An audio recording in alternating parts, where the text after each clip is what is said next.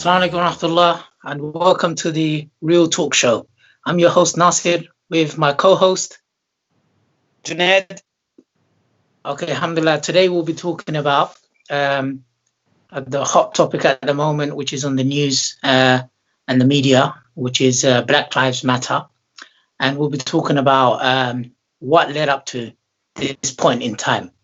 So before we start, we had a clip. I don't know if it's possible to see that clip, but anyway, there might be technical issues. What we want to deal with at the moment is George Floyd straight away.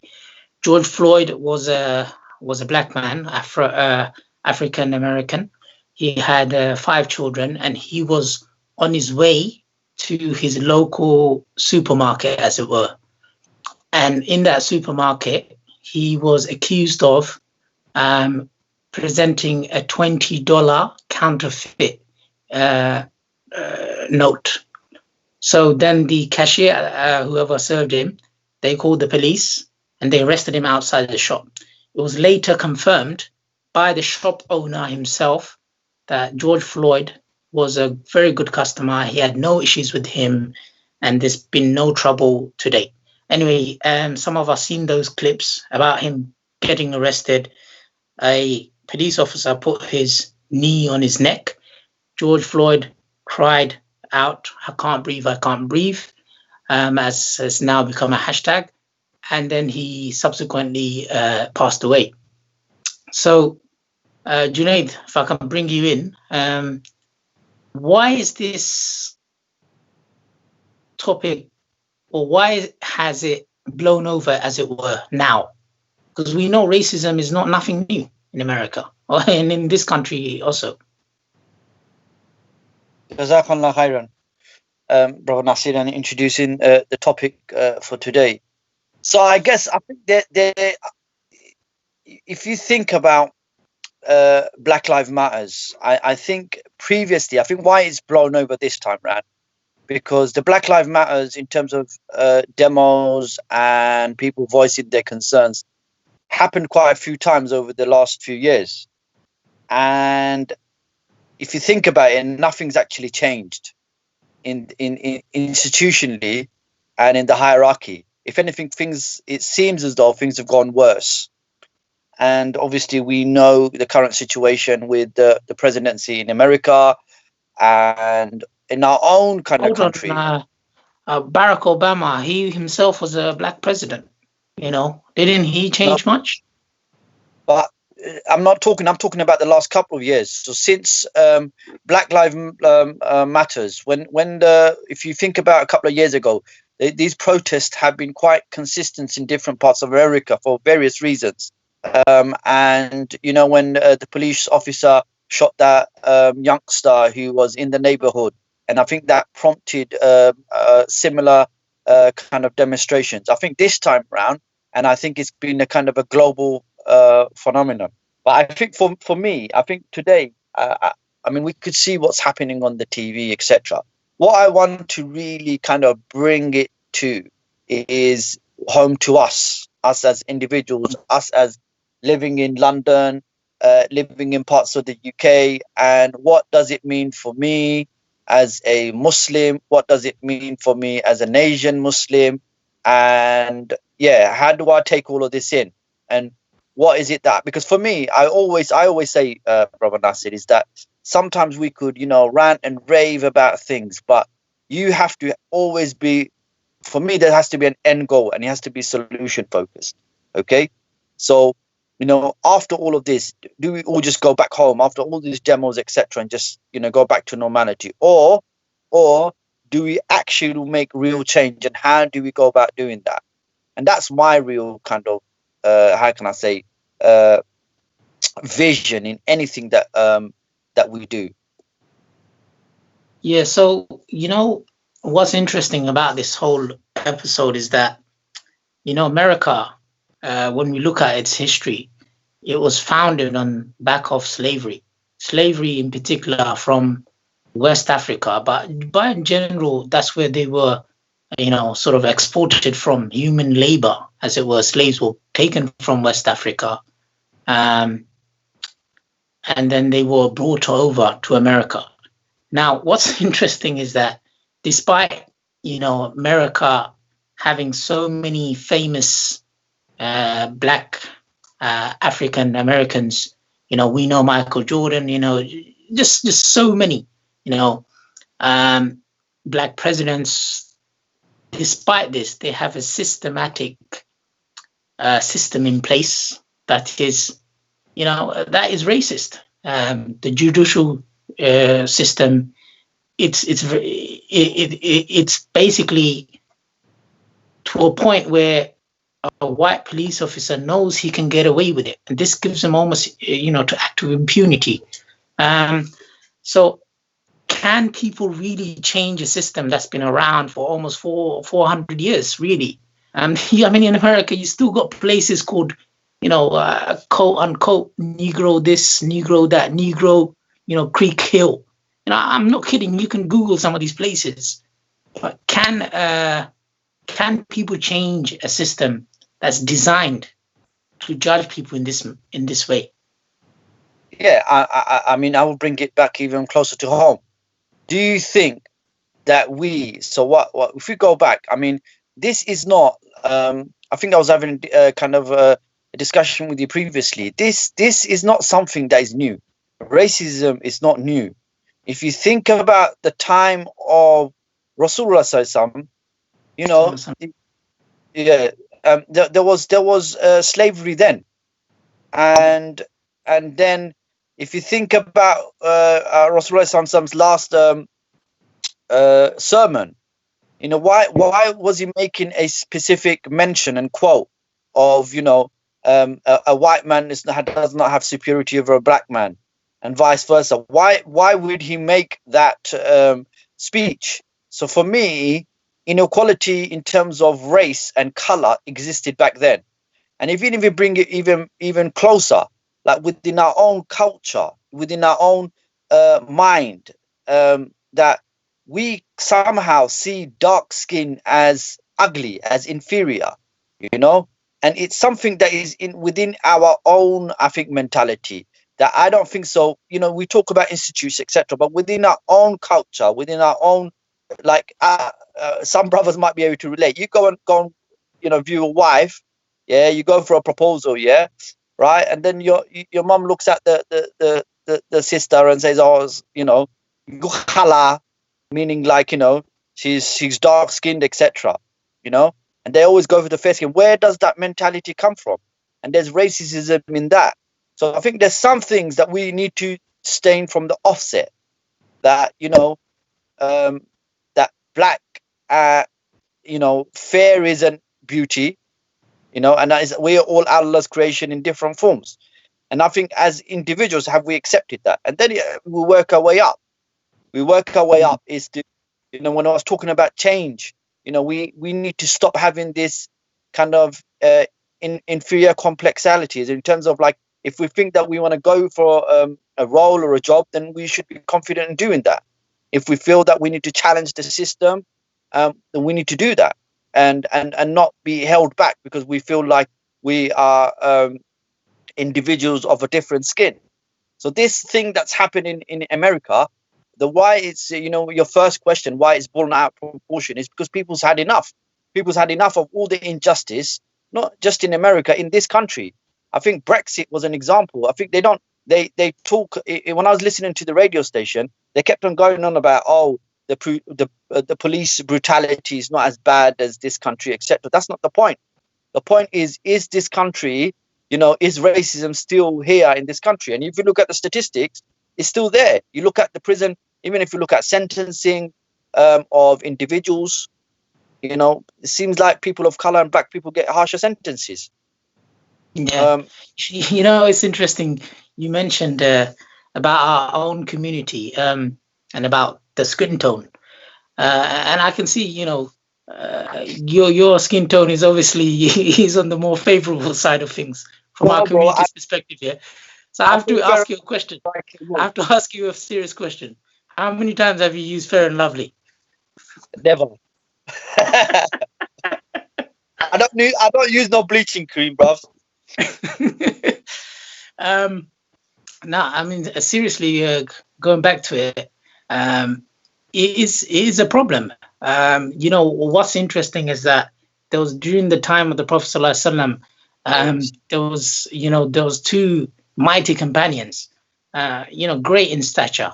Bilal radiallahu anhu, who was obviously from originally from what is now Ethiopia, um, and there was another Sahaba whose name of Abu Dar, and he was an Arab, and they got into a discussion, and they it got heated, and then they lost temper. And this is Sahaba, not like jokers like you and me. This is the real deal, right? Real people. Um, yeah, the cream of the cream. And what happened was Abu Dar, he lost really, he lost it. And obviously, our friend Shaitan is always there trying to, throw fuel to the fire. And he said, "Oh, son of a black woman." And then the moment he said that, the very moment he said that, he realized the gravity of his statement.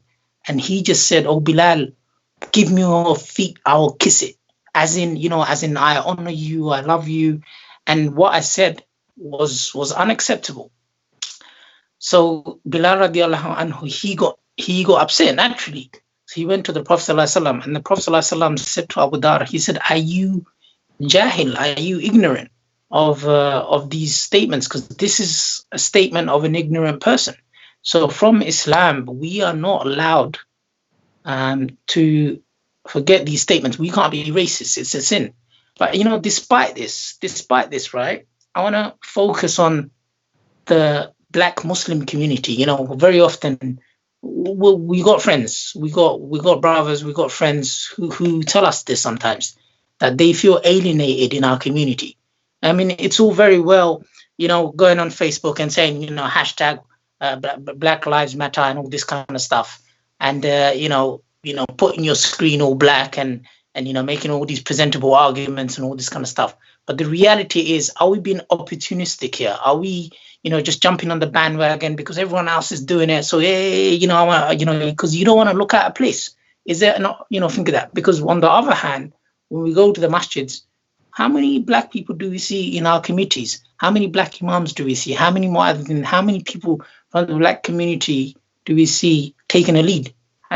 Some masjids don't even have black people, because it's okay geographically. I can understand that, but there's a Somalian masjid and a Bengali masjid, for example. I think I agree with you in that on that case, because that's a good question in terms of even with all those, because I initially I'll be one of those individuals that when all this Black Lives Matters kind of came out, I had my status was updated with all lives matters, so I was highlighting in terms of all the injustice of Palestine, Kashmir, and Myanmar and all that. And I was thinking, why is it all of a sudden that this has happened and we're just concentrating and we're forgetting? And what I realized is that I put that out because some people who never spoke out before, okay, all of a sudden they're active on social media, okay, they're active and they're out there. And I was thinking, these individuals never speak out against all of these other. So I just wanted to remind them. But at the same time, I think coming back to your original question is that we as a community, we need to look at ourselves as well. So when this Black Lives Matters, it's not just about what's happening. What does it mean? What does it mean for me and you as a Muslim when we're in the masjid? Like you said, in the masjid, in our mosque community, how many we in our congregation, I'm sure you will see that like half and half is black. Nigeria, Ghana, all of those. But how many of these brothers are representative of our masjid community? How many of them are even representative of our Jama'ah or any kind of dawah organization that we work for? And you would see that the numbers are low. So I think it's true. It's opportunistic. All of these people are jumping from the bandwagon and saying that, but do they really go back and say, okay, what does our representation? I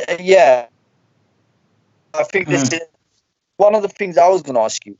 Some people like out there, and initially I was that they said, oh, it's not about Black Lives Matters. It's all about all lives matters. What's your view on that?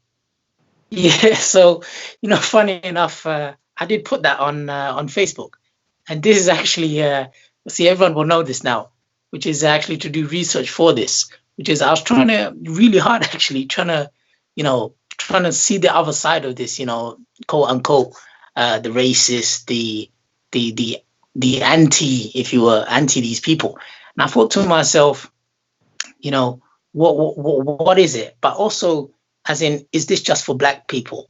What about the brown people, the yellow people, the other people? What about them? What about this? And what it is, if we really educate ourselves, we'll know very quickly the extent to which black people suffered in America, UK, everywhere really, and all because of a gift from Allah that they've got, which is i.e. their skin color. And what's interesting is that I found during this reading, I found this story from America. I think it was 1944, and this child.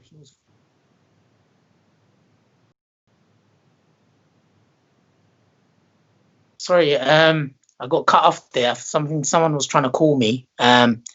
So do you know? Can you hear me? Do you know they there? Yeah, sorry. I think they're hacking into our system, bro. Yeah. So everyone's welcome. The boys from MI5. You don't wanna concentrate on me. You want to concentrate on the other guy. He's the dodgy one. But but Look at that there, bro. Dodgy. I've got slick on today, man. yeah, you look very shiny for some reason, bro. Must be that tahajjud you praying. Tahajjud at 8 o'clock, mashallah. Okay, so what I was saying is that in America in 1944, there was this boy. He was 14 years old. He was accused of murdering these two white girls. One was 7, the other one was 11. They were sisters. And then so he was obviously wrongfully accused. Nevertheless, they electrocuted him. And when they took him to that chair, he was carrying a Bible at the time. So when they took him to that chair, they realized the chair, the head bit he was a bit too low for that. So guess what these people done? Christian America. They put the Bible on the chair and they got the boy to sit on top of the Bible, right, just so he can be a little bit higher. And then they killed him in that way. Later on, they found out that he was actually indeed innocent. It was actually someone else. But this is the system that America has, which is it's always been anti-immigrant, anti-black, anti anything really. It's just and the recent election of Trump proved this. And Britain is not far from it. One of the reasons why Boris Johnson won was because he wanted to do Brexit, on back of Brexit, despite immigration playing a huge part in this country. You just have to go to your local doctor just to find out, how many of them are actually from this country and white. It's coming, and it's an interesting point you make there as well. It's like even and it's one of like such like if you think about the time that this Black Lives Matter has come during COVID, where even like the Public Health England, they published a report and they said that the BME community they died disproportionately during this time, but they didn't highlight why. They didn't look at all of that, and that's what you normally look at in a report. And if you think about it, when I was out, I've been going to work every single day since this COVID started. And what was interesting is when I'm on road and when I'm out, the only people, and this is no like only people that you see, a majority of the people you see on road are people of color. Mm. And that was very distinct. That was very distinctive on the bus, on the shops that are open. The people on the people who are driving the cabs, the hospital nurses, it was people of color, and that was quite starking to see that. And I think it's just highlights, the fact that race is still apparent in terms of Yeah. the inequalities, the injustices is still there. Even about these protests, I don't know if you've seen recently, bro. Like all of these protests has been happening, yeah. Okay, and my guess is in most of these in London they were peaceful, yeah. People just went out and wanted to kind of vent some of their frustration and anger at the system. What did the media highlight most in the last couple of days? The little riots, yeah. Yeah. 5-second riots that happened, little skimmers here and they said this is not on. They've come out and people had hours and hours of peaceful protest. So for me, it's still racist, bro. They are still highlighting. If you think about it, these people out there, they're demonstrating for hours and hours, ends of the day.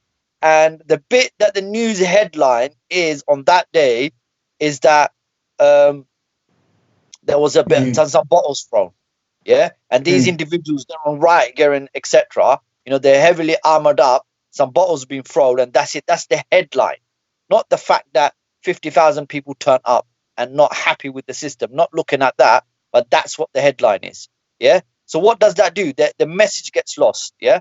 The message gets lost, and what they're going to do is they're going to go heavy-handed on these people, just like they're going in America. They don't want to address what the core issues. Nothing's changed. Nothing's changed. Nothing's changed over there. Nothing's changed in this country. And also within our own mentality, like we touched in previously, we still have this notion of, black and what that means. And I think we all need to have a different view, go back, reflect what that means to us. We need to ask that question to us. I think I need to ask myself, am I racist? It's all good and say I'm not racist. I really need to ask myself that. So go on then and ask yourself that. Are you racist? No, alhamdulillah. I think I'll turn around and say I'm not racist, and that's not because skin color doesn't mean anything to me. I think what my most important thing to me is an individual's character, honesty, and the way they behave. And and I've seen it in both walks. The skin color hasn't never played a part. Alhamdulillah, yes, so that's interesting. It's very easy to say no. It's very easy to say no, but really, I think sometimes we do fall into that category, whether we like it or not. I mean, look at the Sahaba. They're beautiful people, but look, in the moment of rage, in the moment of look what shaitan can do to you. And I think that's what happens to many of us, is that we have to really be careful, because in the moment of rage, in the moment of anger, we can do things, we can say things which we regret. But it's a shame our guest is not here. Tommy Robinson, I'm sure he would have disagreed with you. He didn't turn up. Never mind.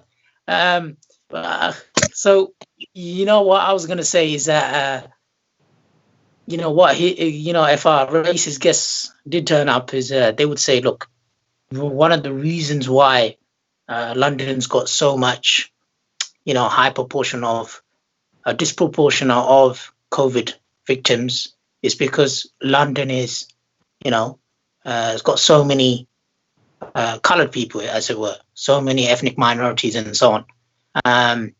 So that would be, that's one of their arguments. And they say, look, but the reality is, if you look at London, the way being a city in itself, any city in the world, right, is the congestion of the way people live. And ethnic minorities in particular, we tend to live in a setting that we got, grandparents, brothers, siblings, sometimes we hear entire hamlets, 2-bedroom house, 7 people.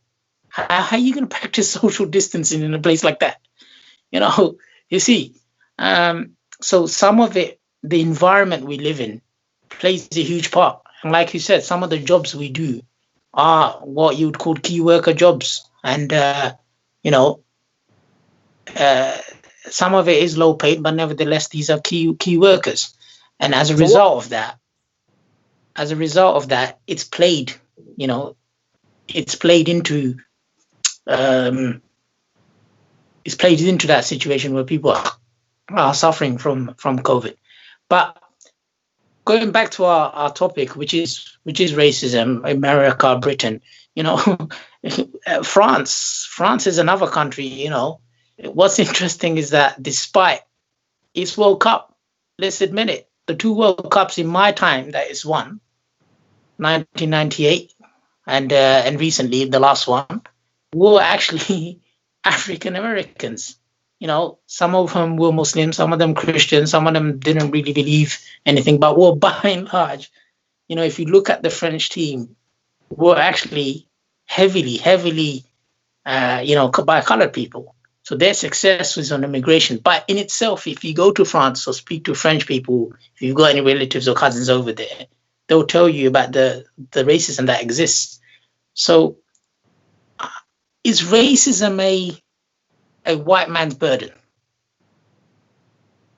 No. But I think it's not a white man's burden, but the people who run the policies, run the top jobs, who have a direct impact on our lives, unfortunately, are white. And I say unfortunately because it doesn't help the situation, isn't it?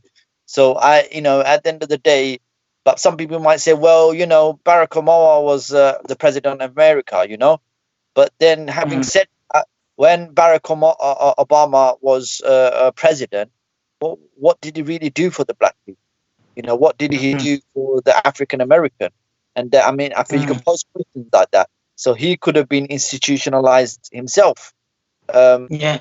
Mentality. But I think coming back to your question, and I think for you know, when I was thinking about who's going to discuss this topic, I was thinking, okay, what is going to be useful for our viewers? Yeah, because we could all go, like me and you, we could both go on YouTube, and there's loads of videos. Correct or not? There's so many videos like celebs, Joshua, the boxer coming on, and he's talking about, you know, etc., you know, and then you've got all of these people, they got a view on it. So I was thinking, what angle, what is it that we're going to bring in the table? Does that make sense? What is somebody, you know, the people who are listening to us today, yeah, what are they going to go away with and think, you know what these brothers were talking about made sense? Because to be honest, a lot of points we covered, me and you heard it somewhere. True or not? Yeah, we have. So I guess where I'm trying to get is that drink some water. No, I had some water. I'm having tea. Joking. I'm only joking. I'm just trying to throw you off. Go on, carry on. No, I was having tea, bro. Now, I guess, I mean, whilst you, I mean, you most probably already thought about this, and so what is it that our listeners are going to take away from us, bro? Like, what are we trying to get them to think? Now, I think we need to get our listeners to, first of all, understand that this is not a black problem, despite its long history. That this is actually, you know, to some of these people who, and let's admit it, it's not just racism is not from white to non-whites. You know, it could be from brown to black. It could be from black to yellow, from whatever, right? Because there is that thing as well. Racism in itself is a problem, and everyone carries this problem.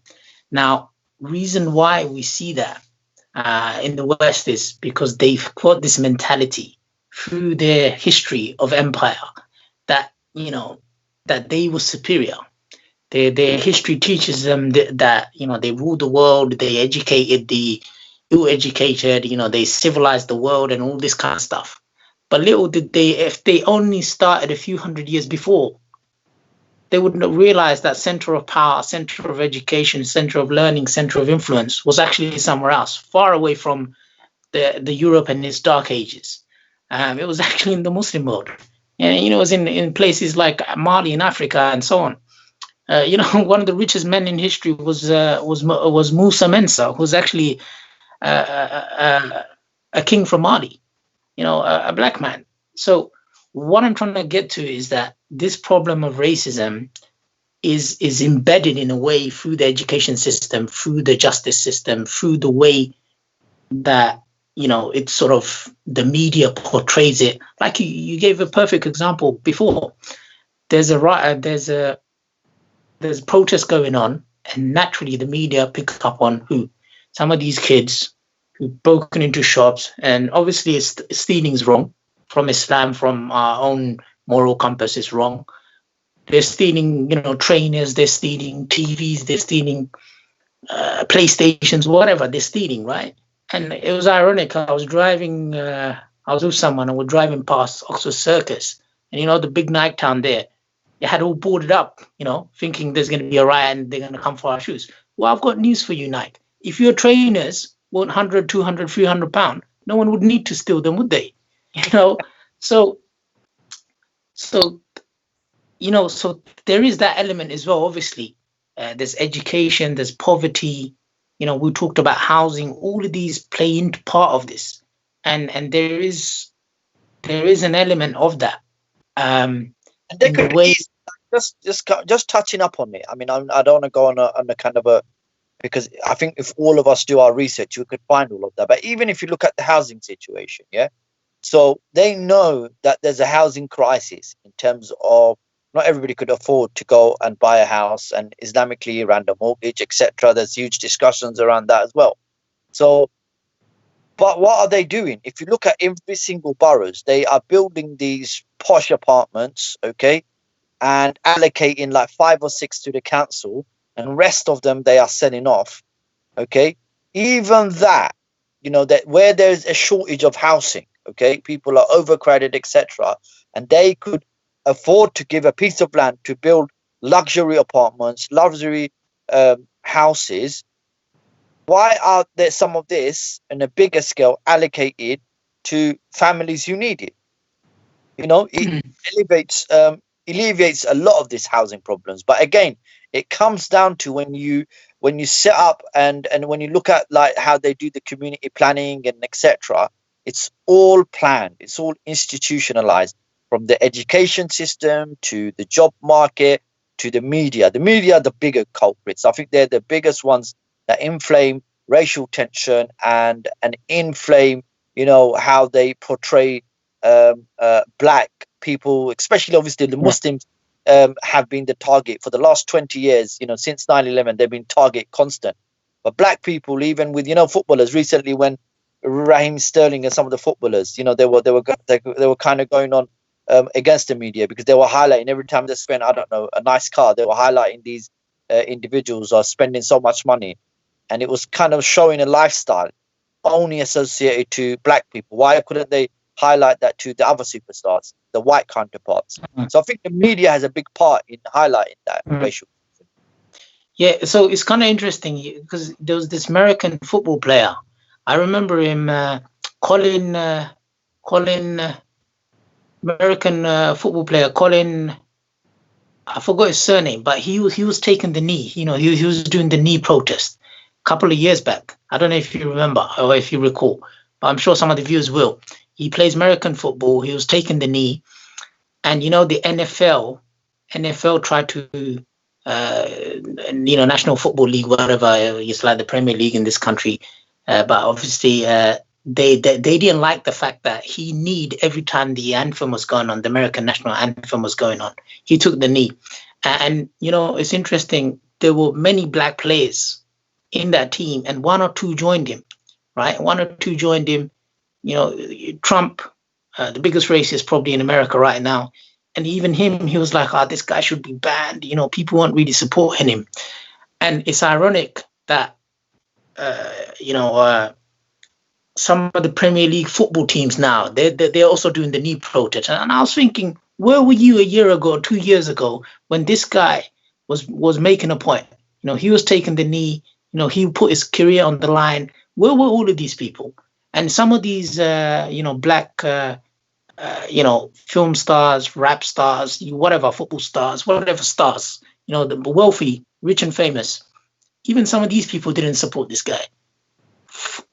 Come forward 1 year, 2 year, 3 years, however many years it's been.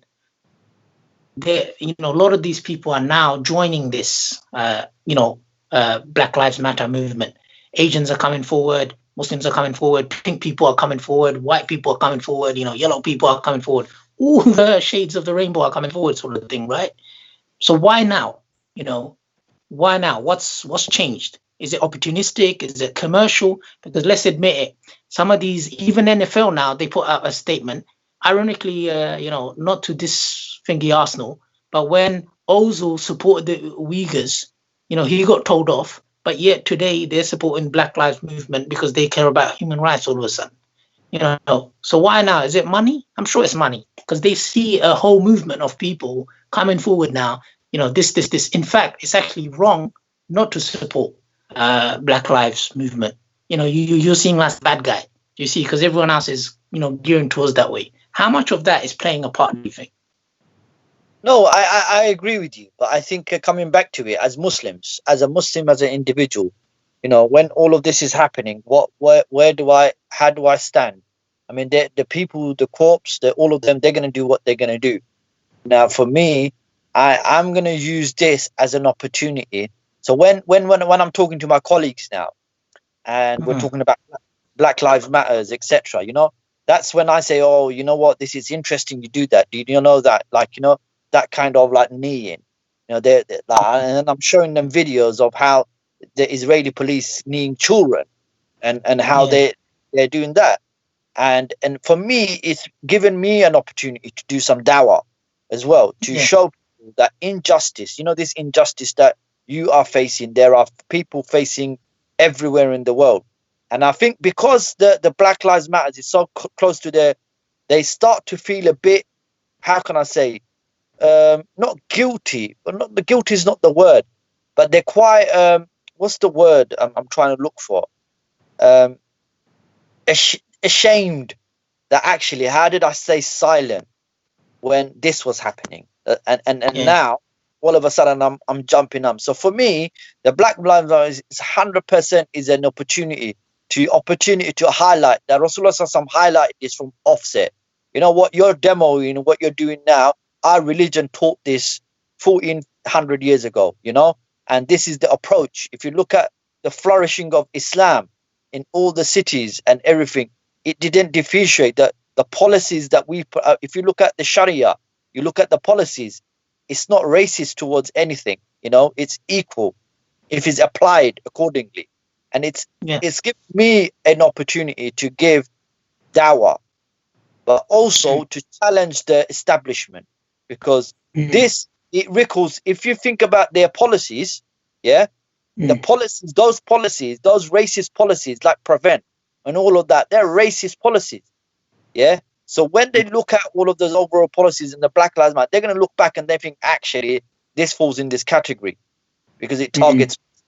And then you look at all of these other things that are going around in the background that are against Muslim. And from this, we use it as an opportunity, not being opportunistic, but we highlight this because it affects us as well. And of course, we have black Muslims, most probably, the whole of half of Africa is Muslim, So it's like we are standing with our brothers, if that makes sense. Because like we're saying, skin color is not something that is isolated to the white community. We also have it in our own communities, like we talked about it. And I think it's and if you speak with somebody who is dark skinned or black or anything, they will tell you that. They will tell you how they feel racism from the Asians or etc.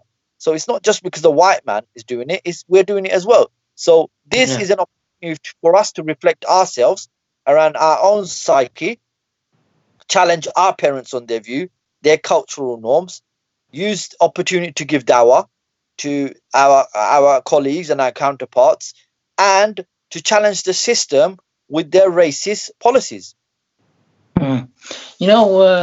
What's interesting is that obviously Islam from its offset, and you highlighted earlier or the sermon of the Prophet ﷺ, where he said no white is superior to a black, no Arab is superior to a non-Arab, and so on. But you know, when we look at America, 400-year history, they still have statues of these racists, you know, which is so recently in the media, I'm sure you've seen it, has been torn down. Winston Churchill, you know, one of the prime ministers of this country, they would call him a hero. But this guy himself was a racist. He said during the famine of Bengal, he said, you know, these Bengalis need to stop producing themselves like rabbits, you know, and he withheld food aid. And remember, that time, India, whole of India, Bengal, Bangladesh was part of it. And they didn't feed, and 3 million people died. So, and guess where Winston's, you know, statue is? It's outside the Houses of Parliament. What does that tell you? You know, so is there any hope for people trying to change a system that is racist, inherently, systematically, you know? And let's admit it, some of these people profiteer from this, you know. I could see that we are coming towards the end of our show. So I think coming back to your question, can we change the system? You know, they plan, Allah plans, and Allah's the best of planners. Alhamdulillah. What a statement. You know, after that, we probably should end the show with that. And for me, it's that our as a Muslim, you know, Islam came to defeat all inequalities. It came to bring justice to humankind, fairness, equality, all of those things. And I think for us, I think this is an ideal opportunity to be out there. If we're going out there, I think for generally, I think we try to, obviously with the COVID, I think we should respect the law and avoid all of those. But I think in all the different forums, we need to be active. Use this as an opportunity and use this to challenge the establishment. I'm always hopeful that we can change, because the change needs to come from us. And if I'm not going to see it, my hope is that my children, the future generations, will see that change. Inshallah. Inshallah. Inshallah. Just before we wrap up the show, I've got a story for us, which is known as, it was written in one of the classical, you know, from our classical books. Sorry, I don't have the reference, but nevertheless, the story is this, which is known as the three bulls. You know, so there were three bulls. They were grazing in grass. There was a red bull, a white bull, and a black bull. And then it came a wolf, and he was hungry. And he looked at the three bulls and he thought, nah, I can't have them. I can't deal with them, you know, for all three of them together. So what I'm going to do, I'm going to try to divide them. And how am I going to do this? I'm going to tell them. So he went up to the white bull and he said, look, I'm hungry. I need to eat one of you. So the red bull and the white bull looked at each other and thought, you know what? You can have the black one. So he chased the black bull all the way around the field until he got tired and he devoured him. Days, weeks went, however long it went, it came back again. And this time he went up to the white bull again and he said, look, I'm hungry. So fearing for himself, saving himself, you know, he thought, you can have the red one. So he chased him and he ate him. A few weeks went, and then this time he didn't even speak to the white bull. He just devoured him straight, because he thought one-on-one, you know, you're nothing for me. It just took him apart. And then the white bull, he said something at the moment of death. He said, I was eaten the day my black brother bull was eaten. So from this story, what we can learn is many lessons, really. You know, the bulls are actually human races, if you want to call it, different colors. What Shaitan does, he seeks to divide us. He seeks to put enmity between us. And we have many Shaitans also, you know, devils running around in society that are trying to divide people, trying to put these inferior, you know, ideas in our head, when Allah subhanahu wa ta'ala, the highest of the high, he does not look at skin color. So who are we to look at skin color? He looks at deeds. He looks at the deeds of people. So just before we close off, any last remarks from you, Brother Junaid? No, I think you summed it up and wrapped it up quite eloquently, mashallah. And I think there's a lot of lessons from that. The fact that we use this as an opportunity to stick by our Muslim brothers, support them, and remain active, and most importantly, have trust and tawakkul in Allah subhanahu wa ta'ala. Thank you. So, Jazakallah khair. So with that, we're going to close. We're going to end the show. If you've got any comments you want to leave behind you could leave that on our YouTube channel, on suggestions on how to improve the show, what kind of things you want us to talk about, any improvements and so on. You can leave your comments on YouTube. And with that, inshallah, we'll leave it there. Assalamu alaikum wa rahmatullahi wa barakatuh. If you want me to change my hairstyle, if you want Brother Nasir is on, I don't know. Any comments, would welcome, brothers. Anyway, okay, assalamu alaikum wa rahmatullahi wa barakatuh. Mr. Director, are you there?